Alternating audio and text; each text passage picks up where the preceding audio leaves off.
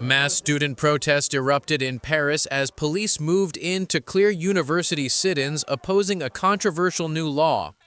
Students in Paris staged coordinated sit-ins outside two major universities on Tuesday, protesting against the proposed so-called Yadan law.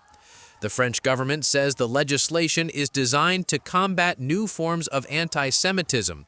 However, critics argue it could restrict pro-Palestinian expression on campus and limit academic freedom. Footage from the scene shows a large police deployment arriving at Sorbonne University and Sciences Po University, where officers moved in to remove protesters from occupied areas. The demonstrations were organized by student committees supporting Palestine, alongside several socialist groups who also announced the occupation of parts of Sorbonne University's premises earlier in the day.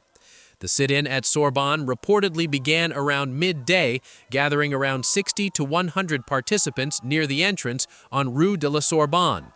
During the protest, students continued chanting and singing Bella Ciao, the well-known Italian anti-fascist song, as police began clearing the area.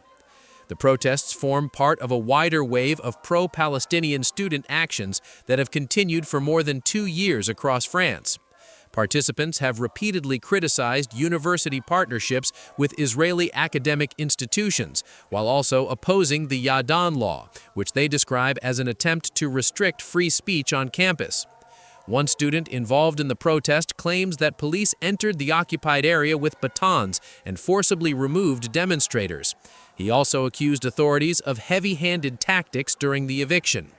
Following the clearance, authorities issued fines of approximately €400 to students involved in the unauthorized demonstration. The French government maintains that the proposed law will be debated and voted on later this week, while human rights groups continue to raise concerns, describing it as vague and potentially harmful to freedom of expression.